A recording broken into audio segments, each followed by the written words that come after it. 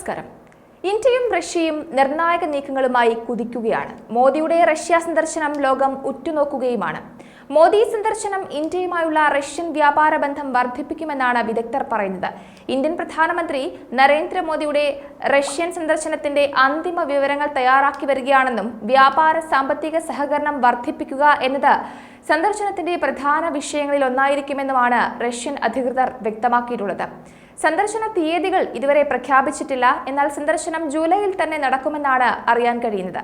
Kremlin വക്താവ് Dmitry Peskov സന്ദർശനത്തിന്റെ പ്രാധാന്യം ഊന്നിപ്പറയുകയും പ്രാദേശിക സുരക്ഷ, ആഗോള സുരക്ഷാ പ്രശ്നങ്ങൾ, വ്യാപാര സാമ്പത്തിക സഹകരണം എന്നിവ ഇത്തരം മീറ്റിംഗുകളുടെ അജണ്ടയിൽ എപ്പോഴും ഉയർന്നതാണെന്ന് പ്രസ്താവിക്കുകയും ചെയ്തു.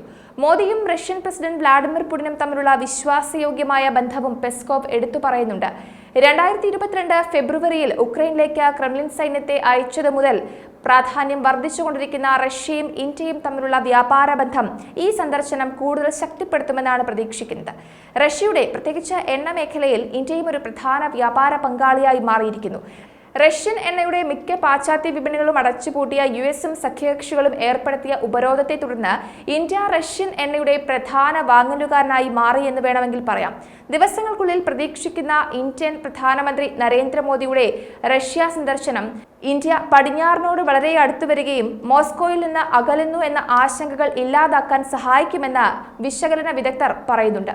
പുടിനെയും ചൈനയെയും ഇന്ത്യയെയും മിഡിൽ ഈസ്റ്റിലെ ശക്തികളെയും ഒറ്റപ്പെടുത്താൻ പാശ്ചാത്യ രാജ്യങ്ങൾ ശ്രമിക്കുമ്പോൾ ആഫ്രിക്ക, ലാറ്റിൻ അമേരിക്ക എന്നിവിടങ്ങളിൽ ബന്ധം സ്ഥാപിക്കുന്നത് തുടരുകയാണെന്നാണ് ഒരു വിഭാഗം നിരീക്ഷകർ പറയുന്നത്.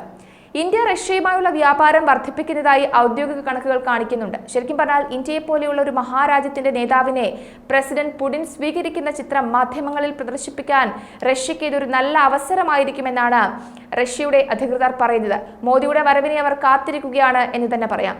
ഇന്ത്യയുടെയും റഷ്യയുടെയും നേതാക്കൾ 2000 മുതൽ വാർഷിക ഉച്ചകോടികൾ നടത്തിയിരുന്നുവെങ്കിലും 2021 പുടിൻ ഡൽഹി സന്ദർശിച്ചപ്പോഴായിരുന്നു അവസാനമായി നേരിട്ടുള്ള കൂടിക്കാഴ്ച. 2022 റഷ്യ ഉക്രൈൻ ആക്രമിച്ചപ്പോൾ അടുത്ത കൂടിക്കാഴ്ച മോസ്കോയിൽ നടക്കേണ്ടതായിരുന്നു. പക്ഷേ അത് സംഭവിച്ചില്ല. അതേസമയം പുടിനും ചൈനീസ് പ്രസിഡന്റ് ഷീ ജിൻപിങ്ങും അവരുടെ ബന്ധം ഉയർത്തി. പങ്കാളിത്തത്തിന്റെ പുതിയ യുഗം പ്രതിജ്ഞയെടുത്തത് ലോക ശ്രദ്ധ നേടിയിരുന്നു. ഉക്രൈൻ യുദ്ധോപകരണങ്ങളും സ്പെയർ പാർട്സുകളും വിതരണം ചെയ്യാനുള്ള റഷ്യയുടെ കഴിവിനെ പ്രതികൂലമായി സ്വാധീനിച്ചതിനാൽ ഇന്ത്യയും അതിന്റെ ഏറ്റവും വലിയ ആയുധ വിതരണക്കാരായ റഷ്യയിൽ നിന്ന് അകന്നു നിൽക്കാൻ ശ്രമിക്കുന്നു എന്ന വാർത്തയും നേരത്തെ പുറത്തു വന്നിരുന്നു. അതേപോലെ തന്നെ മോദിയുടെ റഷ്യ സന്ദർശനങ്ങളുടെ ദൗർലഭ്യം ഇൻഡോ റഷ്യ ബന്ധത്തിൽ അകലമുണ്ട് എന്ന ഊഹാപോഹങ്ങൾക്കും കാരണമായിരുന്നു. അതുകൊണ്ട് തന്നെ മോദിയുടെ ഇപ്പോഴത്തെ ഈ സന്ദർശനം അത്തരം ഊഹാപോഹങ്ങൾക്ക് അറുതി വരുത്തുമെന്ന് കരുതുന്നു എന്നാണ് വിശകലന വിദഗ്ധർ പറയുന്നത്. മറ്റൊരു പ്രധാനപ്പെട്ട കാര്യം, റഷ്യയോ അമേരിക്കയോ ആകട്ടെ ഇന്ത്യയുടെ നീക്കങ്ങൾ കൃത്യമായ പ്രത്യയശാസ്ത്രത്തിൽ ഊന്നിയുള്ളതാണ്.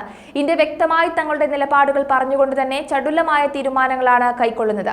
റഷ്യൻ ഫെഡറേഷനുമായി വളരെ നന്നായി സ്ഥാപിതമായ ഉഭയകക്ഷി ഉച്ചകോടി ക്രമീകരണമുണ്ട് എന്നാണ് ഈ അടുത്ത ഇന്ത്യൻ പ്രതിനിധികൾ പറഞ്ഞത്. വ്യാപാര സാമ്പത്തിക ബന്ധങ്ങളുടെ ആഴം കൂട്ടുക എന്നത് മോദിയുടെ സന്ദർശനത്തിന്റെ പ്രധാന പ്രമേയമായിരിക്കുമെന്നും റഷ്യൻ അധികൃതർ അറിയിച്ചിട്ടുണ്ട്. പ്രാദേശിക സുരക്ഷയും ആഗോള സുരക്ഷാ പ്രശ്നങ്ങളും ഇത്തരം മീറ്റിംഗുകളുടെ അജണ്ടയിൽ എപ്പോഴും ഉയർന്നതാണെന്ന് വക്താവ് ദിമിത്രി പെസ്കോവ് പറഞ്ഞു. പാശ്ചാത്യ രാജ്യങ്ങൾ ഒഴിവാക്കിയ റഷ്യൻ എണ്ണയുടെ വാങ്ങലുകൾ വർദ്ധിപ്പിച്ച ഇന്ത്യ സന്ദർശന വേളയിൽ നിലവിലെ നിരക്കായ ബാരലിന് $3 മുതൽ $3.5 വരെ കിഴിവ് തേടുമെന്ന് പ്രതീക്ഷിക്കുന്നതായിട്ടും ഔദ്യോഗിക വൃത്തങ്ങൾ അറിയിച്ചിട്ടുണ്ട്.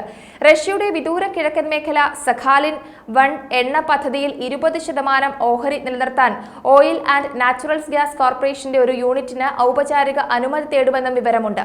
അതുപോലെ തന്നെ റഷ്യയിലേക്കുള്ള ഫാർമസ്യൂട്ടിക്കൽ, മെഷീനറി, മറ്റ് ചരക്കുകൾ എന്നിവയുടെ കയറ്റുമതി വർദ്ധിപ്പിക്കാനും ഇന്ത്യയും ആഗ്രഹിക്കുന്നുണ്ട്. മാർച്ചിൽ അവസാനിച്ച കഴിഞ്ഞ സാമ്പത്തിക വർഷത്തിൽ $61.43 ബില്യൺ ഇന്ത്യയുടെ ഇറക്കുമതിയിൽ 33% ഉയർന്ന് $65.7 ബില്യൺ എത്തിയത്. എന്തായാലും ഇന്ത്യ റഷ്യ ബന്ധം കൂടുതൽ കരുത്തോടെ, ശക്തിയോടെ തന്നെ മുന്നേറട്ടെ.